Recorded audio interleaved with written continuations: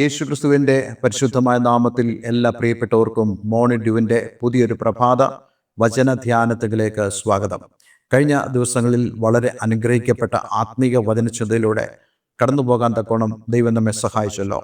തീർച്ചയായിട്ടും ഞാൻ പൂർണ്ണമായും വിശ്വസിക്കുന്നു, നമ്മളോട് ഓരോരുത്തരോടും ദൈവം വളരെ വ്യക്തമായി സംസാരിച്ചു.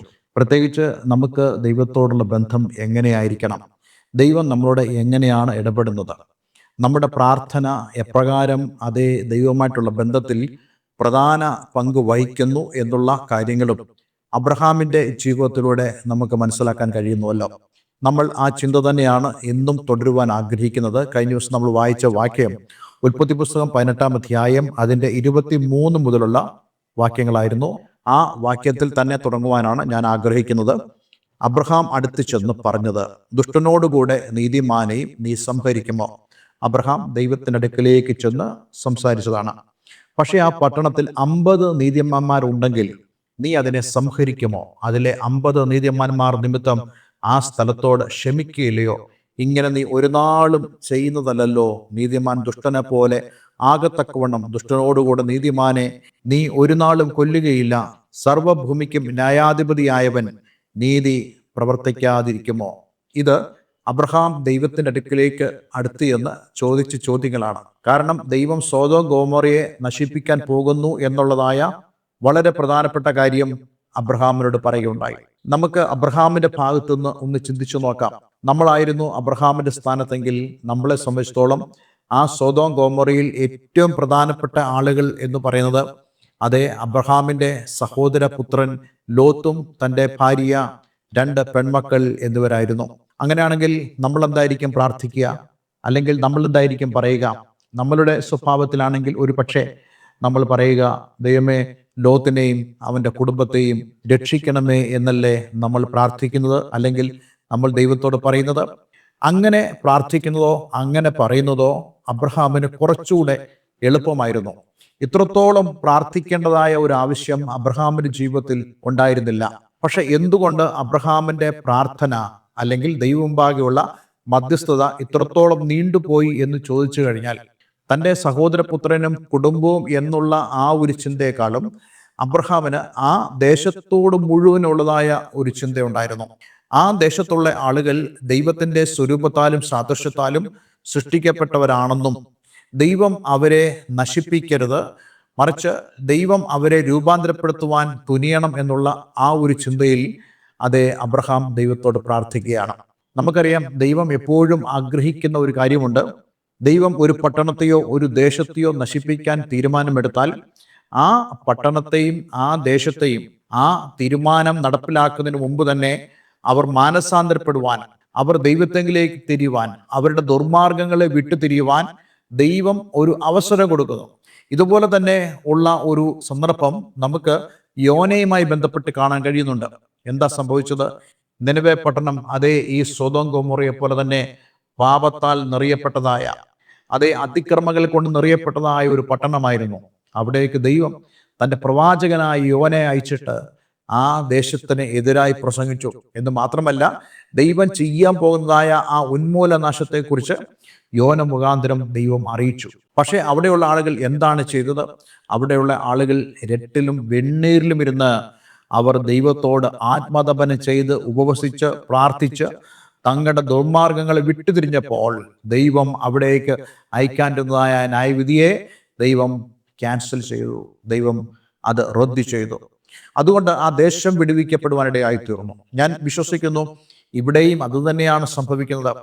ദൈവം ആ ദേശത്തേക്ക് അതേ ലോത്തും തൻ്റെ കുടുംബവും അതേ യാദൃച്ഛികമായിട്ടാണ് അവിടെ പോയതെങ്കിലും അവരിലൂടെ ഒരു പക്ഷേ ദൈവം സൊദോമിനെയും ഗൊമോറയെയും രൂപാന്തരപ്പെടുത്തുവാൻ പരിശ്രമിച്ചിട്ടുണ്ടാകും എന്നാണ് ഞാൻ ചിന്തിക്കുന്നത്.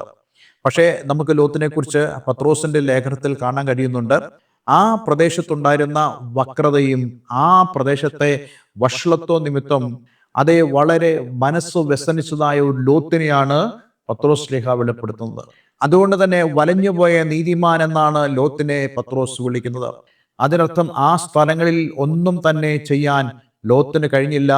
ലോത്തിന്റെ മനസ്സ് എപ്പോഴും ശല്യം ചെയ്യപ്പെട്ടുകൊണ്ടിരുന്നു. അങ്ങനെയുള്ള ഒരു അനുഭവത്തിലൂടെയാണ് ലോത്ത് കടന്നുപോയത്.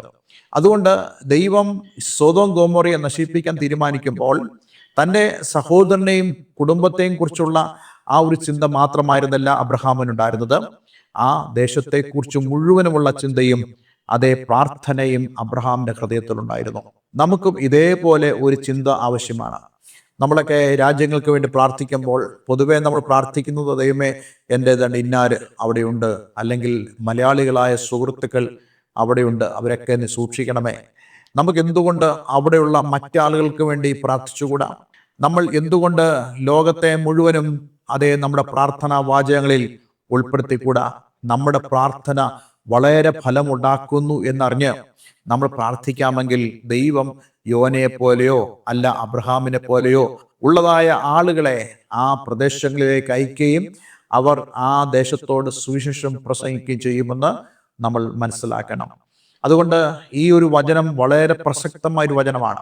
ഈ കാലങ്ങൾ അന്ത്യകാലം എന്നാണല്ലോ നമ്മൾ പറയുന്നത്. ഈ അന്ത്യകാലങ്ങളിൽ അനേക രാജ്യങ്ങളെ ദൈവം ന്യായം വിധിക്കുമെന്നാണ് ഞാൻ വിശ്വസിക്കുന്നത്. പക്ഷേ അതിനു മുമ്പായിട്ട് നമ്മൾ ഓരോരുത്തരും ഓരോ രാജ്യങ്ങൾക്ക് വേണ്ടിയും പ്രാർത്ഥിക്കേണ്ടതായിട്ടുണ്ട്.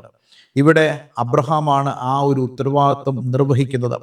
എന്നിട്ട് അബ്രഹാം എങ്ങനെയാണ് ദൈവസന്നിധിയിൽ ദൈവത്തോട് പക്ഷപാതം ചെയ്യുന്നതെന്നാണ് നമ്മൾ ഇവിടെ കാണുന്നത്. അതെ, ദൈവത്തിൻ്റെ ഹിതവും ദൈവത്തിൻ്റെ പ്രകൃതവും അറിഞ്ഞ് ദൈവത്തോട് പ്രാർത്ഥിക്കുക എന്നുള്ളതായിരുന്നു അബ്രഹാമിന്റെ പ്രാർത്ഥനയുടെ പ്രധാനപ്പെട്ട ഒരു താക്കോൽ എന്ന് പറയുന്നത്. അബ്രഹാം അങ്ങനെയാണ് പ്രാർത്ഥിക്കുന്നത്. ദൈവത്തിൻ്റെ ഒരു നേച്ചർ അബ്രഹാം തിരിച്ചറിയുന്നു. അതെ, ദുഷ്ടന്മാരോടുകൂടെ നീതിമാന്മാരെ ദൈവം കൊല്ലുകയില്ല എന്നുള്ളതായ ആ നേച്ചർ, അതിനെ വെച്ചുകൊണ്ട് അബ്രഹാം ദൈവത്തെ ഓർമ്മിപ്പിക്കുന്നു. ദൈവമേ, നീ നീതിയുള്ള ന്യായാധിപതിയാകുന്നു എന്ന് പറഞ്ഞിട്ട് 50 നീതിമാന്മാർ ആ പട്ടണത്തിലുണ്ടെങ്കിൽ ആ 50 നീതിമാന്മാർ നിമിത്തം നീ ആ പട്ടണത്തെ നശിപ്പിക്കുമോ എന്ന് ഇവിടെ അബ്രഹാം ദൈവത്തോട് ചോദിക്കുക. അതിന് ദൈവം പറഞ്ഞതായ മറുപടിയാണ് നമ്മൾ ഇന്ന് ചിന്തിക്കുവാൻ ആഗ്രഹിക്കുന്നത്. അതിന് യഹോവ, ഞാൻ സോദോമിൽ പട്ടണത്തിന്റെ അകത്ത് 50 നീതിമാന്മാരെ കാണുന്നുവെങ്കിൽ അവരുടെ നിമിത്തം ആ സ്ഥലത്തോടൊക്കെയും ക്ഷമിക്കുമെന്ന് അരുളി ചെയ്തു. നോക്കൂ, ദൈവം എന്താണ് ഇവിടെ അബ്രഹാമിനോട് പറയുന്നത്?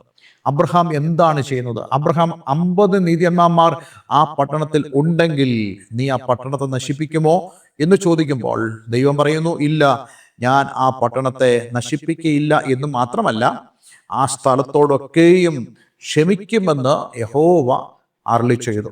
പക്ഷേ എന്തുകൊണ്ടാണ് ദൈവം നശിപ്പിക്കാൻ തീരുമാനിച്ചത്? അതെ, 50 നീതിമാന്മാർ ആ പട്ടണത്തിൽ ഇല്ല എന്നുള്ളത്.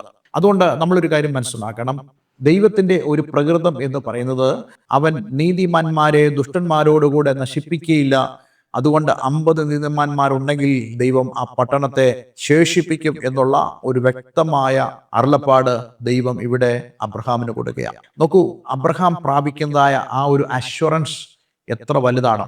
നോക്കൂ, അബ്രഹാം ആ ഒരു കാര്യം പ്രാർത്ഥിച്ച ശേഷം ദൈവം ഈ മറുപടി പറഞ്ഞതിന് ശേഷം അബ്രഹാം വീണ്ടും പ്രാർത്ഥിക്കുന്നു. അടുത്ത വാക്യത്തിൽ നമ്മൾ കാണുന്നുണ്ട്, അവൻ 45 പേർ ഈ പട്ടണത്തിലുണ്ടെങ്കിൽ ആ 45 പേർ നിമിത്തം ഈ പട്ടണം നശിപ്പിക്കുമോ എന്ന് ചോദിക്കുന്നു. അതെ, ഓരോ പ്രാവശ്യവും ദൈവം ഞാൻ അങ്ങനെ നശിപ്പിക്കില്ല എന്ന് പറഞ്ഞിട്ട് ദൈവത്തിന് ന്യായവിധി ഒഴിവായതായിട്ട് സെൻസ് ചെയ്യുവാൻ, അത് ബോധ്യപ്പെടുവാൻ അബ്രഹാമിന് സാധിച്ചില്ല. ഇത് നമുക്ക് ലഭിക്കുന്ന പ്രാർത്ഥനയിലെ ബോധ്യങ്ങളാണെന്നുള്ള കാര്യം നമ്മൾ മറന്നുപോകരുത്. പ്രാർത്ഥനയിലെ ബോധ്യങ്ങൾ, എൻ്റെ പ്രാർത്ഥന ദൈവം കേട്ടോ ഇല്ലയോ എന്നുള്ള ഒരു ബോധ്യം ദൈവം പ്രാർത്ഥിക്കുന്നതിൻ്റെ ഉള്ളിൽ തരും. എൻ്റെ പ്രാർത്ഥന ദൈവം കേട്ടില്ല എന്ന് ചിന്തിക്കുകയാണെങ്കിൽ ദൈവം നമ്മുടെ പ്രാർത്ഥന കേട്ടു എന്ന് വിശ്വസിക്കുവാൻ കഴിയുന്നതായ നിലയിൽ നമ്മൾ പ്രാർത്ഥിക്കേണ്ടത് വളരെ ആവശ്യമാണ്. പലപ്പോഴും പല ആളുകളും ദൈവസ്ഥാനിൽ പ്രാർത്ഥിച്ചിട്ട് ദൈവം അവരുടെ പ്രാർത്ഥന കേട്ടു എന്നുള്ള ഒരു ബോധ്യമില്ലാതെയാണ് പലപ്പോഴും അവർ ദൈവസന്നിധിയിൽ പുറത്തു പോകുന്നത്. മർക്കോസിന്റെ സുവിശേഷം 15-ാം അധ്യായം 24-ാമത്തെ വാക്യത്തിൽ നമ്മൾ ഇങ്ങനെ വായിക്കുന്നുണ്ട്, അതുകൊണ്ട് നിങ്ങൾ പ്രാർത്ഥിക്കുമ്പോൾ യാചിക്കുന്നതൊക്കെയും ലഭിച്ചു എന്ന് വിശ്വസിപ്പീൻ, എന്നാൽ അത് നിങ്ങൾക്ക് ഉണ്ടാകും എന്ന് ഞാൻ നിങ്ങളോട് പറയുന്നു. അപ്പോൾ പ്രാർത്ഥിച്ചത്, ദൈവത്തോട് യാചിച്ചത് ലഭിച്ചു എന്ന് വിശ്വസിക്കുവാൻ കഴിയുന്നതായ ഒരു ആത്മീയമായ അനുഭവം നമ്മുടെ ജീവിതത്തിൽ ഉണ്ടാകണം. ഇതാണ് പ്രാർത്ഥിക്കുന്ന ഒരു വ്യക്തിക്ക് ഉണ്ടാകേണ്ടത്. എൻ്റെ പ്രാർത്ഥന ദൈവം കേൾക്കുന്നു. അതേപോലെ തന്നെ മറ്റൊരു വാക്യത്തിൽ പറയുന്നുണ്ട്, നമ്മുടെ പ്രാർത്ഥന ദൈവം കേൾക്കുന്നു എന്നുള്ളതാണ് നമുക്ക് അവനോടുള്ള ധൈര്യം, അതായത് എൻ്റെ ജീവിതത്തിൽ കർത്താവ് ഉണ്ട്, അല്ലെങ്കിൽ എന്നെ കർത്താവ് നയിക്കുന്നു എന്നുള്ളതിൻ്റെ ഒരു ധൈര്യം എന്ന് പറയുന്നത് അവൻ എൻ്റെ പ്രാർത്ഥന കേൾക്കുന്നു എന്ന് എനിക്ക് വിശ്വസിക്കാൻ കഴിയുന്നതാണ്. അതുകൊണ്ട് ഇന്നെന്നെ കേൾക്കുന്ന പ്രിയമുള്ളവരെ, അബ്രഹാം എന്താണ് ചെയ്തത്? തൻ്റെ ഓരോ പ്രാർത്ഥനയുടെയും അതേ അവസാനം അബ്രഹാം ഉറച്ചു വിശ്വസിക്കുന്നു, എൻ്റെ പ്രാർത്ഥന ദൈവം കേട്ടു, പക്ഷേ ദൈവം ഞാൻ പറയുന്ന കാര്യത്തിന് അനുകൂലമായിട്ടുള്ള ഒരു മറുപടി തരുന്നില്ല. അങ്ങനെയാണെങ്കിൽ 50 നീതിമാന്മാർ അവിടെ ഇല്ല എന്നർത്ഥം. ഇത് നമ്മുടെ ജീവിതത്തിൽ വളരെ പ്രധാനമാണ്.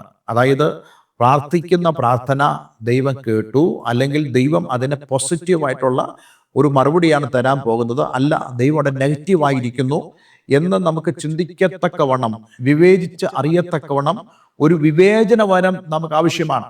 ഇതില്ലെങ്കിൽ നമ്മുടെ പ്രാർത്ഥന ഒരിക്കലും സജീവമായിട്ട് നിലനിൽക്കുകയില്ല. എന്ന് മാത്രമല്ല, നമുക്ക് ദൈവത്തോട് മധ്യസ്ഥതയണച്ച് ഒരിക്കലും പ്രാർത്ഥിക്കാനും സാധ്യമാവുകയില്ല. പലപ്പോഴും സംഭവിക്കുന്നത്, നമുക്ക് ശരിയായി വിശ്വസിച്ച് ദൈവത്തോട് പ്രാർത്ഥിക്കാൻ കഴിയുന്നില്ല എന്നുള്ളതാണ്.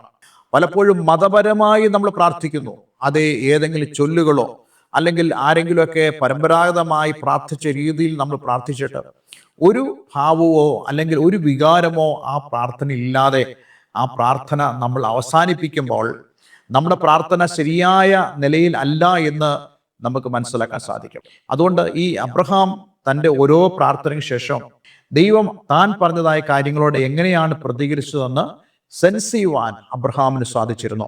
നമുക്കും അത് സാധ്യമാകണം. അബ്രഹാമിന് മനസ്സിലായി, അതേ 50 നീതിമാന്മാർ ഈ പട്ടണത്തിൽ ഇല്ല, അതുകൊണ്ട് ദൈവം ഈ പട്ടണത്തെ നശിപ്പിക്കും. ഒരുപക്ഷെ അബ്രഹാം ചിന്തിക്കുന്നു, 50 അല്ല, ഒരു 5 കുറച്ച് 45 കൊണ്ടുവന്നാൽ അത്രയും പേരുണ്ടെങ്കിൽ ദൈവമേ നീ പട്ടണത്തെ നശിപ്പിക്കുമോ എന്നുള്ള അടുത്ത ചോദ്യം അബ്രഹാം ചോദിക്കുന്നുണ്ട്. ഇന്ന് ഞാൻ നിങ്ങളോട് ഈ വചനത്തിൽ നിന്നും പറയാൻ ആഗ്രഹിക്കുന്ന വളരെ പ്രധാനപ്പെട്ട കാര്യം, ദൈവം നമ്മുടെ പ്രാർത്ഥന കേൾക്കുന്നു എന്നുള്ളത് നമുക്ക് വിശ്വസിക്കാൻ കഴിയുന്നതായ ഒരു ആത്മീയമായ തലത്തിൽ നമ്മളായിരിക്കണം. ദൈവം ആ ഒരു വിഷയത്തിൽ നമുക്ക് അനുകൂലമായി പ്രവർത്തിക്കുമോ ഇല്ലയോ എന്ന് അറിയുവാനും നമുക്ക് കഴിയണം. എങ്കിൽ മാത്രമേ നമുക്ക് തുടർച്ചയായി ദൈവസന്നിധിയിൽ പ്രാർത്ഥിക്കാനും ദൈവത്തിൻ്റെ ഹൃദയത്തെ മനസ്സിലാക്കുവാനും, അതേ ഇന്നലെ നമ്മൾ കേട്ടതുപോലെ അവൻ്റെ ഹിതത്തെയും അവൻ്റെ പ്രകൃതത്തെയും അറിഞ്ഞ് നമുക്ക് പ്രാർത്ഥിക്കാൻ സാധിക്കുകയുള്ളൂ. അതുകൊണ്ട് അങ്ങനെയുള്ള ഒരു പ്രാർത്ഥനാ ജീവിതത്തിനായി, അങ്ങനെയുള്ള ദൈവത്തോടുള്ള ഒരു റിലേഷൻഷിപ്പിനായി നമുക്ക് നമ്മെ തന്നെ ദൈവകരങ്ങളിലേക്ക് സമർപ്പിക്കാം. ഒരു നിമിഷം പ്രാർത്ഥിക്കാം. സ്വർഗപിതാവേ, ഇന്നയാളെ കേൾപ്പിച്ച വളരെ അനുഗ്രഹിക്കപ്പെട്ട വചനത്തിനായി സ്തോത്രം. ഈ വചനം കേൾക്കുന്ന ഏവരെയും ഞാൻ യേശുവിൻ്റെ നാമത്തിൽ അനുഗ്രഹിക്കുന്നു. വാസ്തവമായിട്ടും ദൈവത്താലുള്ള അനുഗ്രഹം ഞങ്ങൾ പ്രാപിപ്പാൻ, ദൈവത്തോടുള്ള ബന്ധത്തിൽ ഞങ്ങളുടെ പ്രാർത്ഥന ഞങ്ങളുടെ ആത്മീയമായ നിലവാരങ്ങളെ അളക്കുന്നു എന്നുള്ളത് ഞങ്ങൾ തിരിച്ചറിയുന്നു. ഈ വചനം കേൾക്കുന്ന ഏവരെയും ഞാൻ യേശുവിൻ്റെ നാമത്തിൽ അനുഗ്രഹിക്കുന്നു. പ്രാർത്ഥന കേട്ടതിനായി നന്ദി. യേശു ക്രിസ്തുവിൻ നാമത്തിൽ തന്നെ. ആമേൻ, ആമേൻ. ഇന്നത്തെ വചനധ്യാനം നിങ്ങളുടെ ജീവിതത്തിൽ വളരെ അനുഗ്രഹപ്രദമായി തീർന്നു എന്ന് ഞാൻ വിശ്വസിക്കുന്നു. ദയവായി ഈ സ്ക്രീനിൽ കാണുന്ന ഫോൺ നമ്പറുകളിൽ ഞങ്ങളെ വിളിക്കുക. നിങ്ങളുടെ പ്രാർത്ഥന വിഷയങ്ങളെ ഞങ്ങളെ അറിയിക്കുക. ആത്മീയമായി കൂട്ടായ്മയ്ക്ക് നിങ്ങൾക്ക് താല്പര്യമുണ്ടെങ്കിൽ തീർച്ചയായിട്ടും ഞങ്ങളുമായി കോൺടാക്ട് ചെയ്യുക. ദൈവം നിങ്ങളെ ധാരാളമായിട്ട് അനുഗ്രഹിക്കട്ടെ. Have A nice day. God bless you all.